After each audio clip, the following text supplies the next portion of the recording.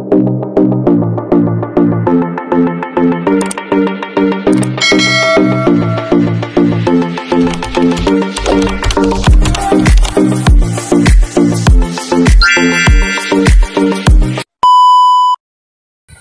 siya makatulog sa sobrang pagkabalisa sa inyo. Hello mga guys, kumusta kayo? Panibagong araw, panibagong video na naman tayo. And sa araw na ito ay isa na namang video ang aking ituturo sa inyo na simpleng gabay o simpleng pamamaraan na makakatulong sa atin. At bago ang lahat, gusto ko lang mag-disclaimer sa mga taong hindi naniniwala at hindi gusto ang mga kagaya nitong video. Please skip this video and maghanap kayo ng videos na gustong-gusto nyo dahil ang video na ito ay para lamang ito sa mga taong naniniwala and gusto mag-try. Sa lahat po ng mga nagko-comment dito sa aking video dito sa loob ng aking channel, mag-ingat sa lahat ng mga nagre-reply sa inyo na dinadala kayo sa kanilang WhatsApp and Imo app upang makaiwas po tayo sa scam. Ngayon po ituturo ko sa inyo paano siya mababalisa. Paano siya hindi makakatulog. Alam mo ba na ito po ay isa na ito sa mga tinuturo ko noon na nai-upload ko na rin ito noon.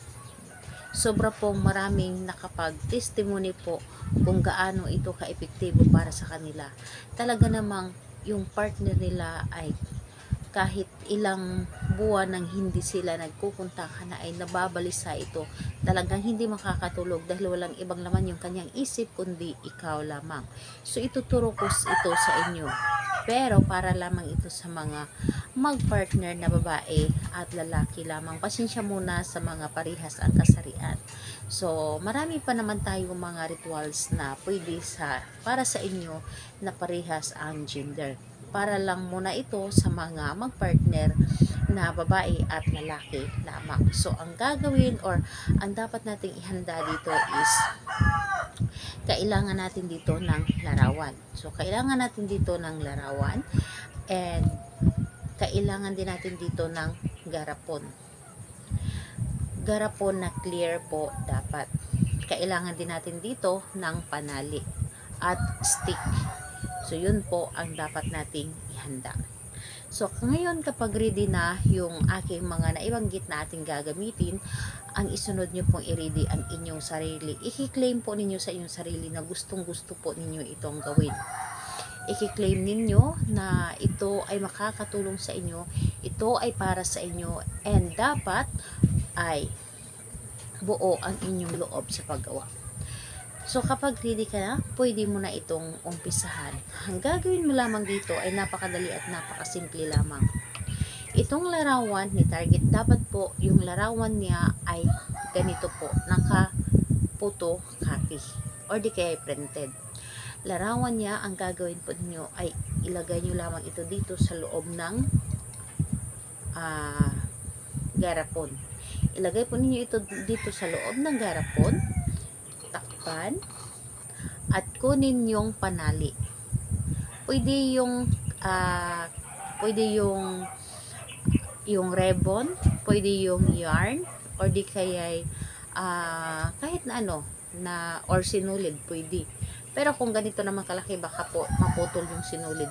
Pwedeng ribbon or yarn na pula, or di kaya pink. And then, ang gagawin po ninyo, talian po ninyo dito sa may lieg. Talian po ninyo dito sa may lieg at itali din po ito sa may, pwede ninyo sabitan, pwede sa may bintana, sa inyong loob ng cabinet, yung hindi makikita ng mga kasamahan ninyo sa loob ng bahay. So, ngayon, kapag natalian mo na ito, nakabitay na, ang gagawin po ninyo, papaluin po ninyo ito ng 21 times ang garapon na ito. Pero, yung oras na pagka palo natin dito is alas 6 hanggang alas 9 lamang ng gabi. So, doon po nakabilong or bilong po na oras sa pagpalo po natin. Mula alas 6 hanggang alas 9 ng gabi.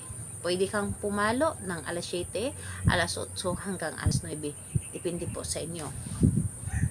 Papaluin po ninyo ito ng 21 times. Dapat po ay hindi kumulang, hindi sumobra. Pagkapalo, sambit yung pangalan niya at apelyido, mababalisa ka sa kakaisip sa akin, o hindi ka makakatulog sa kakaisip sa akin. Tapos palo, pangalawa, pangalan, apelyido, hindi ka makakatulog sa kakaisip sa akin at mababalisa ka palagi. Depende sa inyo kung ano yung mas deserve ninyo na sasabihin. So, yun po ang inyong gagawin. And pagkatapos po ninyo itong paluin ng 21 times, isabi ninyo or last ninyo sasabihin ng 3 ulit ang lados, salados, migos. Again po, lados, salados, migos. 3 beses po. Lados, salados, migos. Yun po ang inyong sasabihin last. So, pwede mo itong papaluin every night.